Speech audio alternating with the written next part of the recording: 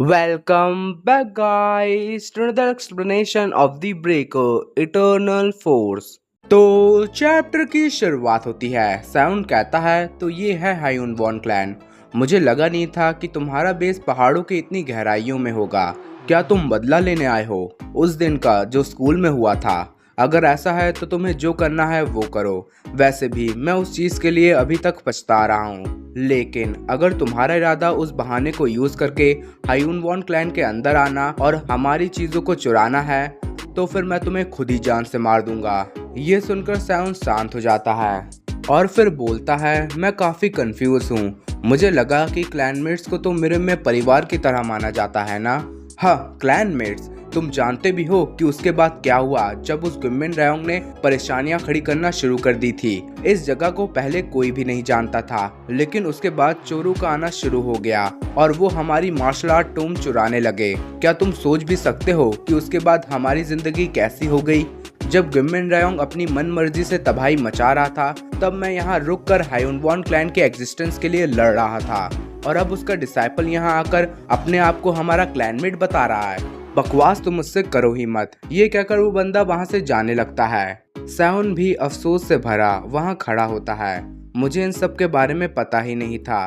मेरे लिए भी यहाँ आना आसान नहीं था, क्योंकि कोई भी इस जगह के बारे में जानता ही नहीं है। और जब मुझे इस जगह के बारे में लोकेशन मिली तो मैंने कई बार सोचा कि मुझे वहाँ जाना चाहिए या नहीं, लेकिन इतने में साउंड पिछली बातें याद करता है। वही टकला बंदा कहता है, मुझे उस दिन का इंतजार रहेगा ये देखने का कि तुमने ब्लैक स्काई टेक्निक के साथ कितनी प्रोग्रेस करी है। क्या? साउंड कहता है।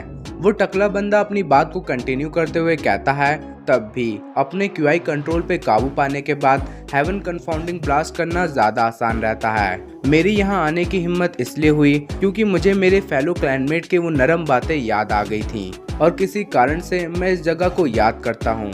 इन बकवास बातों से मैं नहीं पिघलने वाला। यहाँ तक कि तुम्हारा वो टीचर गुम्मिन रायोंग भी यहाँ नहीं आया, तो तुम कैसे इस जगह से अटैच महसूस कर सकते हो?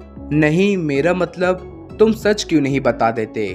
मान लो कि तुम यहाँ हमारी मार्शल आर्ट टोम्स लेने आए थे। मैं यकीन से कह सकता हूँ कि तुम अपने साथ सियोनो क्लैन को भी लाए होगे। हाँ, इसलिए बकवास मत करो और उनसे बाहर निकलने कहो। मैं उन सब से लड़ूंगा। ये सुनकर साउंड का दिल ही टूट जाता है। ठीक है, मुझे लगता है कि मैं यहाँ बिलोंग ही नहीं करता। मुझे माफ़ करना, शायद से मेरे से ही गलती हो गई है, और तुम्हें चिंता करने की कोई ज़रूरत नहीं। मैं यहाँ अकेले आया हूँ, कोई नहीं जानता कि मैं यहाँ हूँ।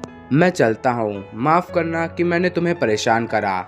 ये कहकर साउंड वहाँ से जाने लगता है। मैं भी तुमसे माफ़ी मांगता हूँ उस दिन के लिए जो स्कूल में हुआ था। वो ज़रूरी एक गलतफहमी थी, लेकिन वो मेरी ही गलती थी। तुम उसकी चिंता मत करो। मुझे भी लगा कि तुम्हारा वो करने की कोई वजह होगी, तब भी मैं अपने आप को माफ़ नहीं कर सकता। इसीलिए माफ़ी के तौर पर मैं तुम्हारी सुनूंगा और तुम्हें अपने आप को एक्सप्लेन करने का एक मौका दूंगा। तुम यहाँ किस लिए आए हो? वो ऐसा है, कोई बात नहीं, तुम बस बताओ। ठीक है, अगर तुम इतना जोर दे ही रहे हो, एक सेकेंड, तुम कर क्या रहे हो? इतने में साउंड काफी सारे अटैक्स कर देता है। वो बंदा सब डॉज करके कहता है, तुम्हें हो क्या गया है? लेकिन साउंड बिना एक भी पल गवाए एक किक मारता है, लेकिन वो उसे भी डॉज कर देता है।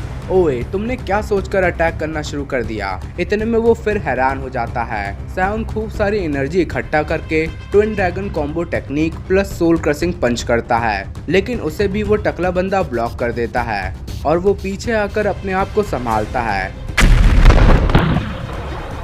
और हमें उस अटैक के आफ्टर इफेक्ट्स दिखते हैं। अब बस हुआ। मैं काफ़ी हैरान हूँ कि तुम इतने सारे सोल क्रशिंग पंच वो भी इतनी पावर के साथ फेंक सकते हो, जैसा मुझे भी लगा था। तुम्हारी मार्शल आर्ट टेक्निक्स पूरी तरह से बर्बाद हैं। वीडियो पसंद आई हो तो लाइक शेयर सब्सक्राइब ज़रूर करिए।